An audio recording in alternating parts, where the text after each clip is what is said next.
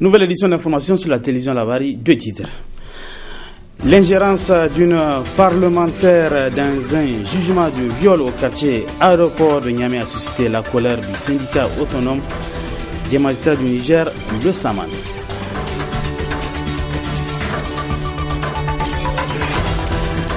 Cérémonie de remise officielle hier après-midi de 4 classes équipées du préscolaire et de 2 centres d'alphabétisation. Et c'était au camp des réfugiés maliens d'Abala à Filengue. Mesdames, Messieurs, bonsoir et bienvenue à cette édition d'information que nous commençons par ces 2 brèves. D'abord, la bonne nouvelle, nos 3 confrères de la radio en famille, à savoir Abdelrazak Idrissa, Moussa Hassan et Awa Megari, ont retrouvé leur liberté cet après-midi après avoir passé une nuit dans les locaux de la police judiciaire. Autre brève, le bureau politique national du MNSD Nassara tient actuellement une session disciplinaire. Nous aurions appris que 9 membres du bureau politique du MNSD Nassara et pas des moindres sont exclus du MNSD Nassara. Nous y reviendrons dans nos prochaines éditions d'information. Je l'ai annoncé, la libération donc de nos 3 confrères, Abdelrazak Idrissa, Moussa Hassan et Awa Megeri de la radio Anfani. Alors, le feuilleton des interpellations des journalistes est condamné par les organisations socio-professionnelles des médias. On les écoute. Vu les différents appels de l'intérieur comme de l'extérieur du pays à l'endroit des autorités nigériennes, je suis vraiment très surpris que les pouvoirs publics recommencent, enchaînent dans l'arrestation des journalistes. Et comme par hasard, ça coïncide avec la divulgation du dernier rapport, du dernier classement de RSF, qui dit que le Niger a encore reculé de 5 places. Et ça, je trouve que ce n'est pas normal, et c'est une mauvaise coïncidence peut-être, ou en tout cas, quelque part, il y a de la provocation ou un défi. Et je vais profiter pour vraiment appeler les pouvoirs publics surtout, que les gens se ressaisissent. Il ne sert à rien de continuer ces mauvaises pratiques, parce que cela, on l'a déjà dit, on l'a répété, ça discrédite l'image du Niger. Donc là, vous avez constaté depuis janvier, de façon régulière, les médias internationaux parlent mal du Niger à cause de ces faits-là. Donc, il faudrait qu'on fasse l'effort d'arrêter.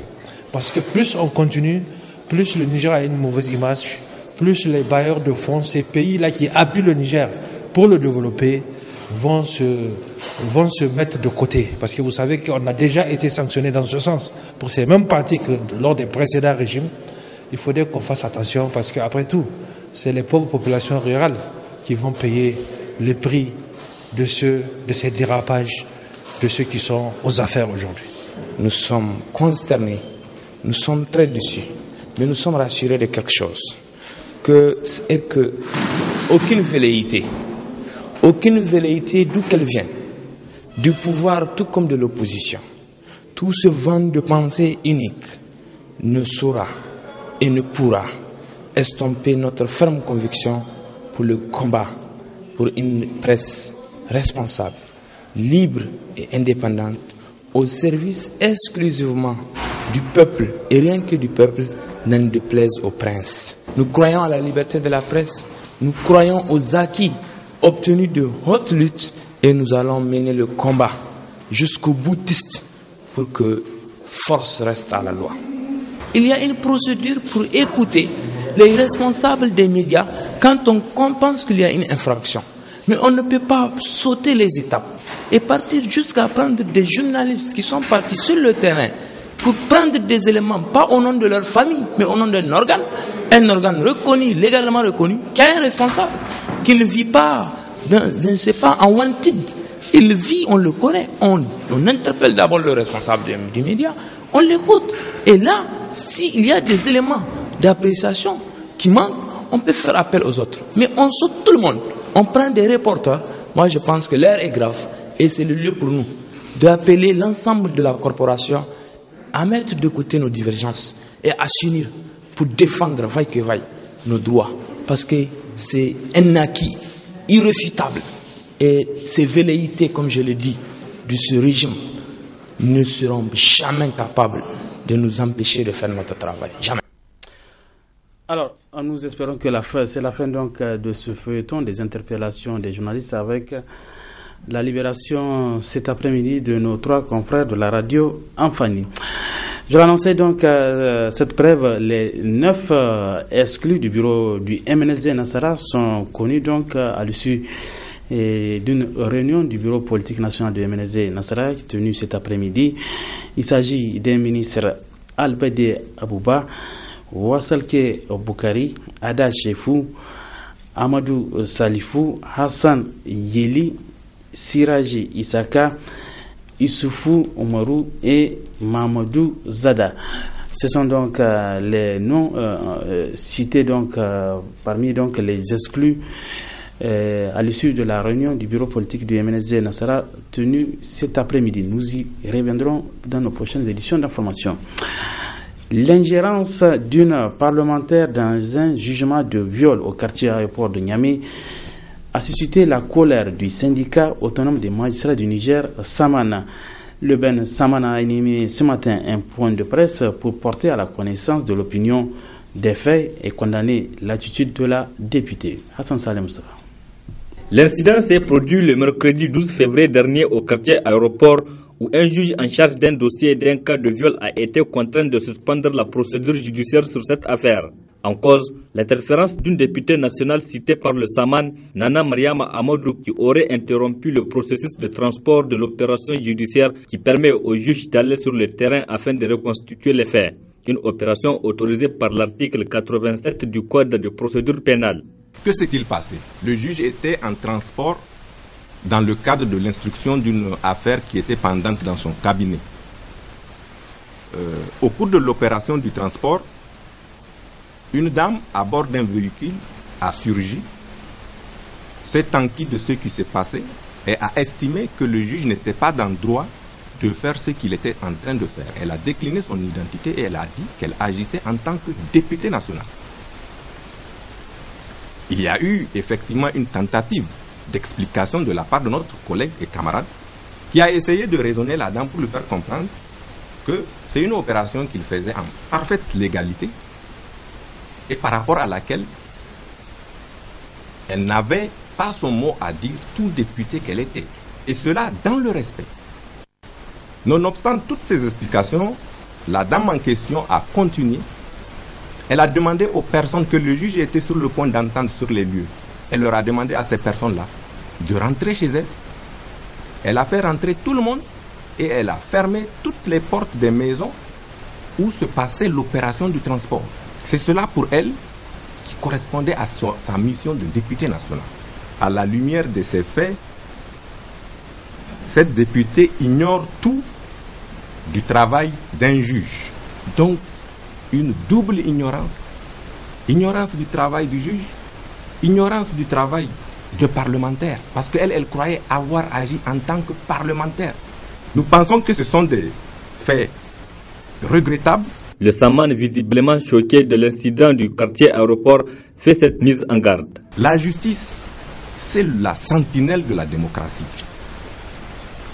Quel que soit l'état de démocratie que peut connaître un pays, il se mesure par le degré d'indépendance des juges qui exercent dans ce pays-là. C'est pour cela qu'au Saman, nous avons toujours demandé et exigé qu'il y ait plus d'indépendance pour les juges, pour qu'ils fassent leur travail convenablement aux missions qui leur sont assignées dans les textes.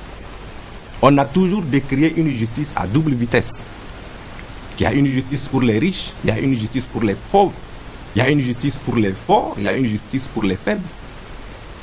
Mais ceux qui sont en train de créer les conditions pour qu'il y ait cette justice à double vitesse, ce sont les tenants des pouvoirs. Parce qu'aujourd'hui, ce fait, presque banal, s'il avait été commis par un citoyen lambda, il n'aurait pas suscité autre chose. Le syndicat autonome des magistrats du Niger apporte son soutien à leurs collègues du quartier aéroport et décide de porter plainte pour que justice soit faite.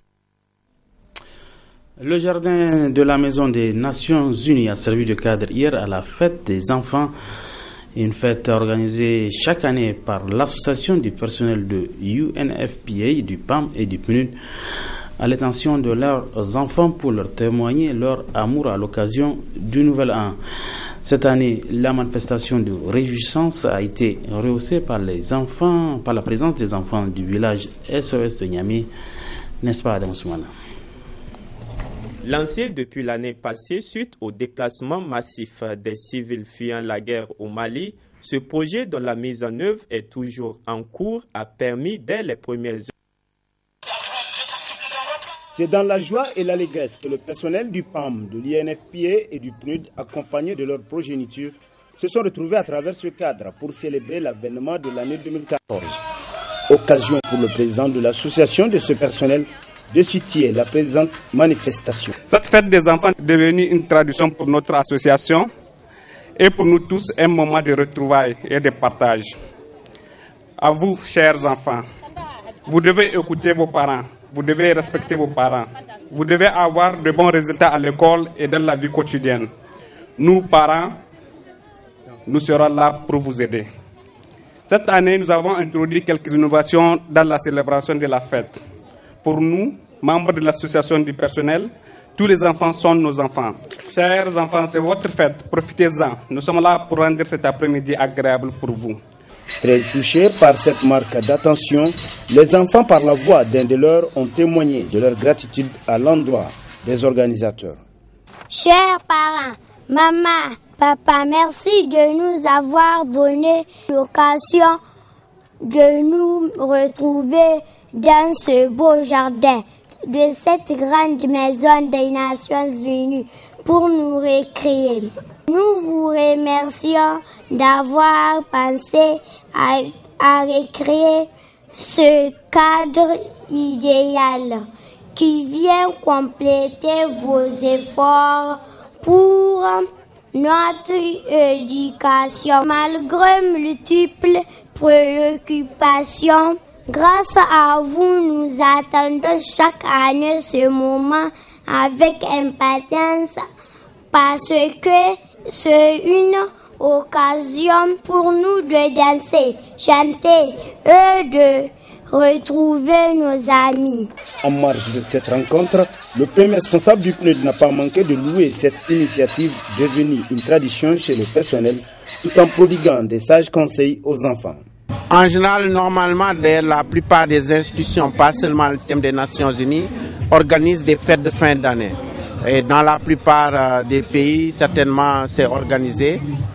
Mais je pense, sans chauvinisme, que la fête au Niger, certainement, est parmi les plus belles, sinon la plus belle, parce qu'il y a une ambiance, les enfants s'amusent, le rire est à la base, la joie est à la base, et les cadeaux fusent, et je pense que ça, c'est extraordinaire. Et je suis très, très, très content que ça se passe ainsi au Niger. Et nous sommes certainement à la tête, sinon au moins dans le peloton de tête des fêtes qui réussissent pour le système des Nations Unies de par le monde. L'ambiance a atteint son comble avec l'apparition du célèbre humoriste Ginger Lompo, le cousin national, dans la place.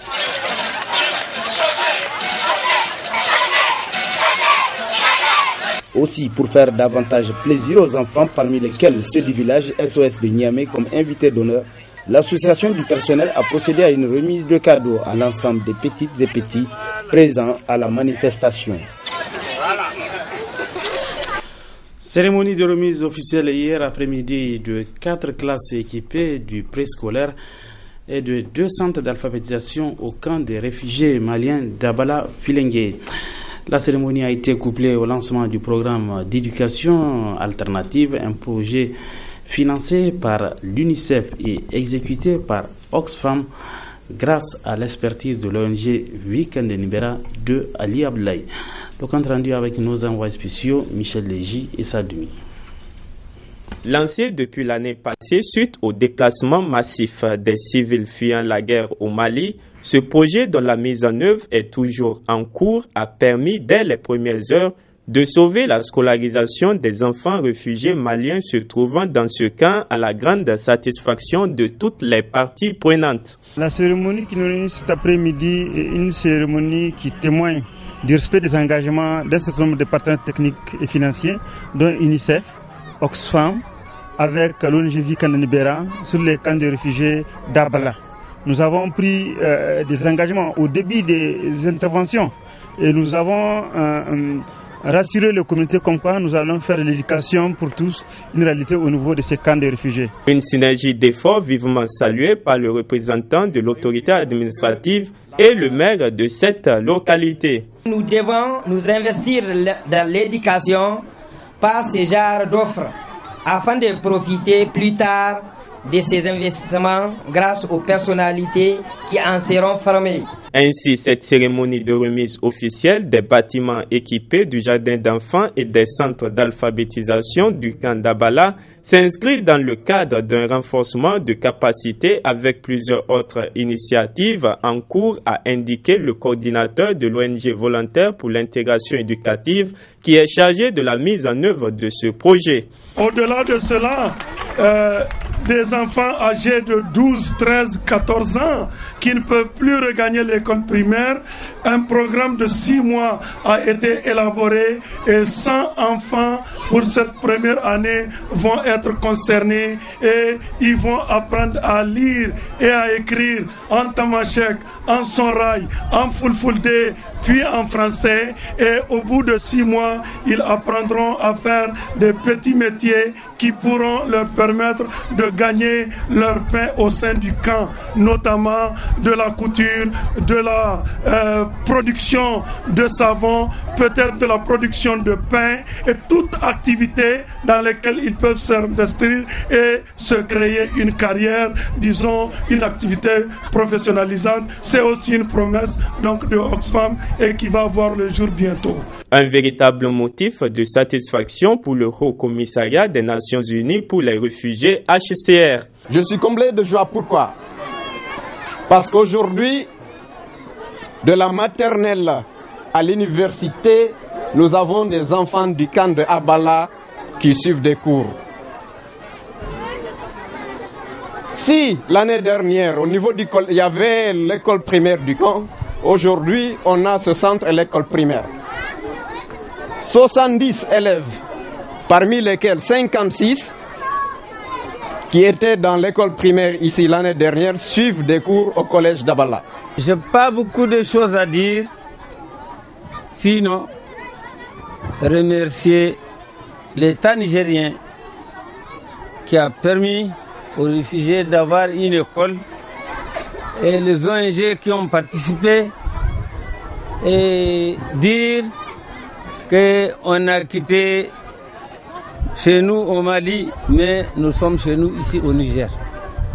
Pour rendre l'utile à l'agréable, la cérémonie a pris fin par une remise officielle de 3800 sacs de l'UNICEF aux élèves de cette école, toujours dans le cadre de l'amélioration de leurs conditions d'études. Renforcement des acquis de la liberté de la presse au Niger, tel est le thème de la rencontre annuelle des cadres de la communication, une rencontre qui a pris fin cet après-midi, une rencontre donc qui a permis aux participants de formuler plusieurs recommandations. Retrouvons Michel Légy. C'est une rencontre nationale qui a permis d'aborder 4 jours durant d'importantes thématiques et d'échanger entre professionnels sur la situation actuelle de la presse nigérienne. Les grands axes de ces travaux ont été présentés par les participants dans un communiqué final. Ils ont par ailleurs eu à formuler diverses recommandations visant un meilleur exercice du métier. Recommandations relatives à la convention collective de la presse et le projet de loi sur la publicité par voie de presse. Considérant le consensus qui s'est dégagé entre les différentes parties prenantes pour la signature de la convention, pour améliorer les conditions de travail des professionnels de la presse et créer les conditions d'une viabilisation des entreprises de presse, considérant le préalable posé par les promoteurs des entreprises de presse pour la signature de cette convention collective, par la prise en charge par le gouvernement d'un certain nombre de mesures d'accompagnement, la rencontre recommande aux organes de presse et aux structures associatives la latitude pour chaque organe de presse de discuter de la grille indemnitaire de concert avec les employés, le regroupement des entreprises de presse dans un but de viabilisation. Au gouvernement, la mise en place d'un comité chargé de l'élaboration et du suivi des mesures d'accompagnement est composé du ministère en charge de la communication et des représentants des employeurs, des employés et de la maison de la presse. Le rehaussement substantiel du montant du fonds d'aide à la presse et la revue du mécanisme de la distribution afin de le transformer en un fonds de subvention étendu à toutes les charges de l'entreprise de presse publique et privée. La rencontre recommande au CSC d'intercéder auprès des services compétents pour que les journalistes détenteurs de la carte de presse puissent remplir leur mission. Au ministère de la Communication et des Relations avec les institutions, d'accélérer l'adoption du décret d'application prévu dans l'ordonnance 2011-22 du 23 février 2011 portant charte d'accès à l'information publique et aux documents administratifs. Fait à Niamey le 13 février 2014, la rencontre. Des recommandations et résolutions qui seront examinées avec toute la diligence qu'elles requièrent, a affirmé le ministre en charge de la communication, qui a par ailleurs félicité les participants pour l'immense travail abattu.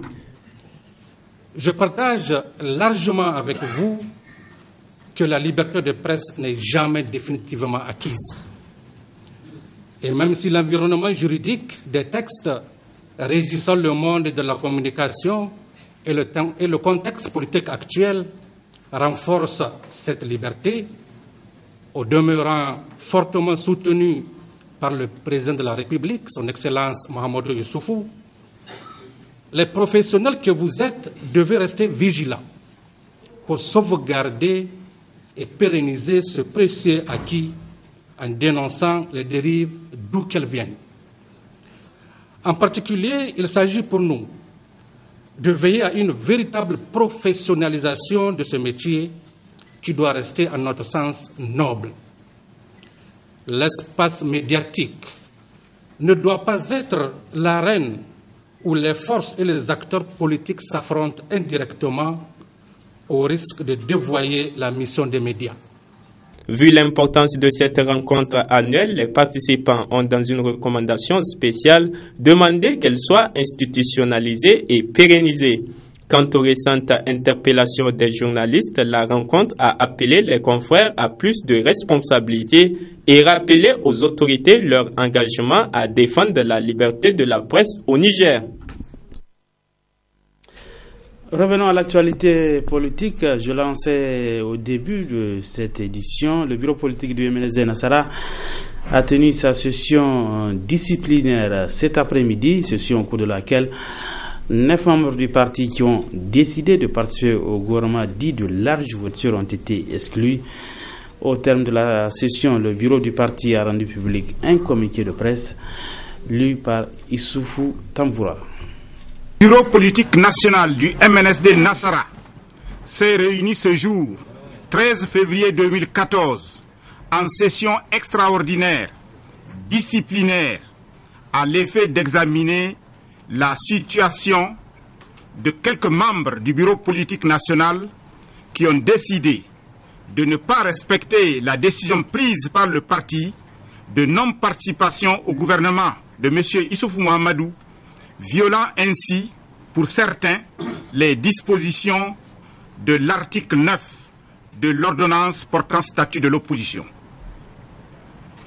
Les militantes et militants du MNSD Nassara des 8 régions du pays ont assisté avec étonnement et amertume à la sortie fortement médiatisée de ces dissidents qui, parlant soi-disant au nom du parti, s'en prennent au MNSD Nassara dans des manifestations de la coalition MRN au pouvoir.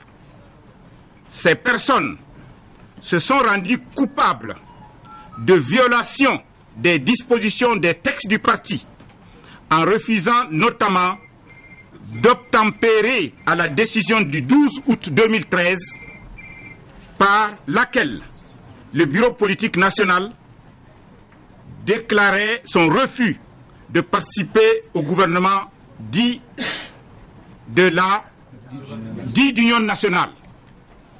Soucieux du respect des dispositions,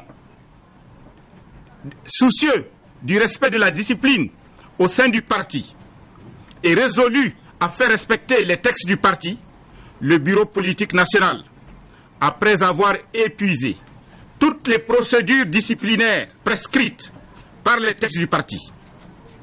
Devant cette situation et conformément aux statuts et règlements intérieurs du parti et à l'unanimité de ses membres présents, le Bureau politique national du MNSD Nassara a décidé de l'exclusion définitive du parti des personnes dont les noms suivent: Amadou Salifou, section de Niamey; Alma Oumarou, section de Zender; Albade Abouba, section de Tawa; Wassalke Boukari, section de Tilaberi; Arda Chefou, section de Tilaberi; Hassan Nieli, section de Tawa; Mahamadou Zada, section de Dosso; Siraji Isaka, section de Zender; Issoufou Oumarou, section de Maradi.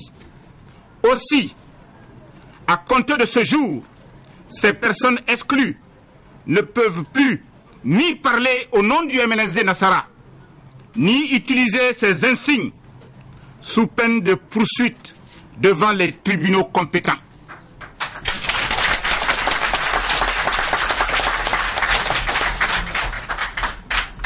Cette procédure disciplinaire s'étendra, selon la procédure d'urgence, à tout membre du Bureau politique national. Fin de cette édition d'information. Merci à vous de l'avoir suivi. Bonsoir.